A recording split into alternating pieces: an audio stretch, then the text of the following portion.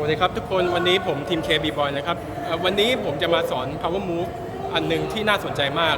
ทำให้ร่างกายส่วนบนนี้แข็งแรงมากขึ้นนั่นก็คือ Hand Hop นั่นเองครับจะเป็นยังไงตามไปดูกัน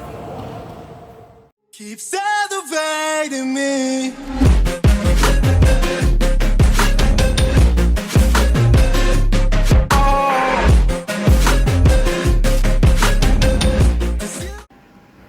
ก่อนที่เราจะมาเรียนท่านี้นะครับเราจะต้องมีพื้นฐานด้าน Handstand ก่อนสัก10 วิแข็งๆและมีพื้นฐานด้านการ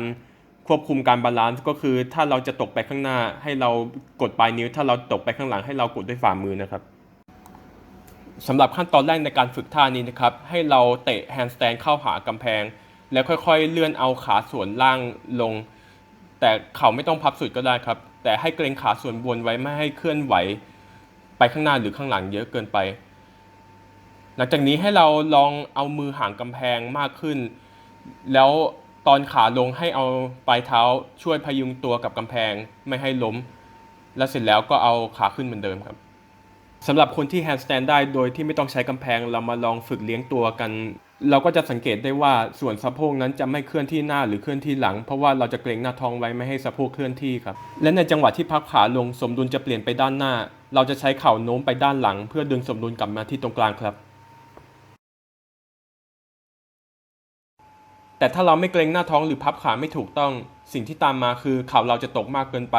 สะโพกเราจะเคลื่อนที่และจะทำให้เราเสียสมดุลนั่นเองครับ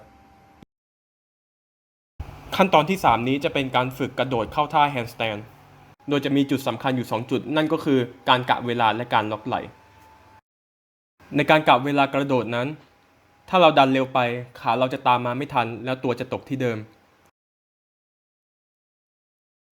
ถ้าเราดันช้าไปเราจะต้องออกแรงผลักมากขึ้นเพราะแรงส่งจากขาจะหายไปแต่ถ้าเราดันพอดีขาเราจะมีแรงส่งพอที่ทำให้เราควบคุม handstand ตอนเราอยู่จุดสูงสุดได้ในเรื่องของการล็อกไหล่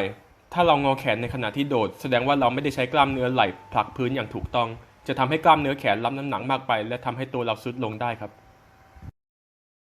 เพราะฉะนั้นเราต้องพยายามบังคับให้แขนเราตรงที่สุดกะเวลาให้รู้สึกตอนที่ขาจะขึ้นเกือบสุดและจังหวะนี้เองเราถึงใช้ไหล่ในการผลักพื้นพร้อมกับล็อกไหล่เปิดแขนหลังจากที่โดดทันที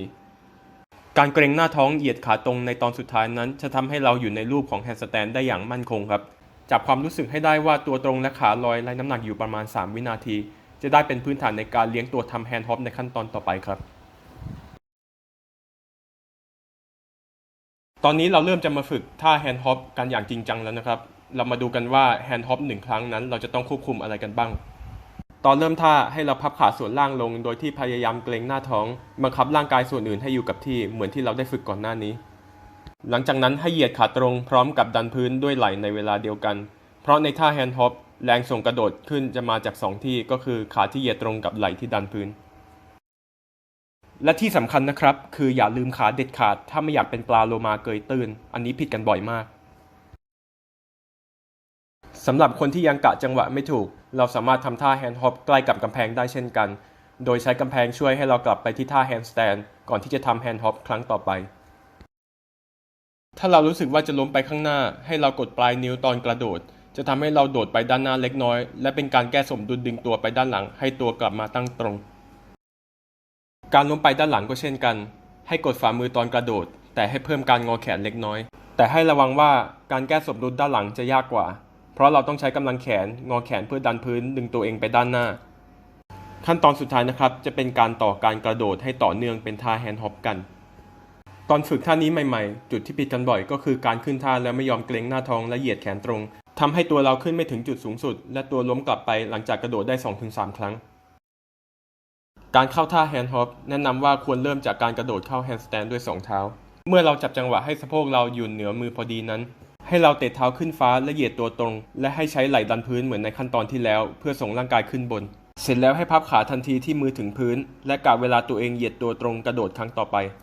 หลักสำคัญของ hand hop นั้นให้เราคิดว่าเราพยายามจะแก้สมดุลร่างกายด้วยการกระโดดในแต่ละครั้งคล้ายๆกับการเดาะลูกบอลด้วยเท้าเพียงแต่เราใช้ฝ่ามือตัวเองในการเลี้ยงตัวเท่านั้น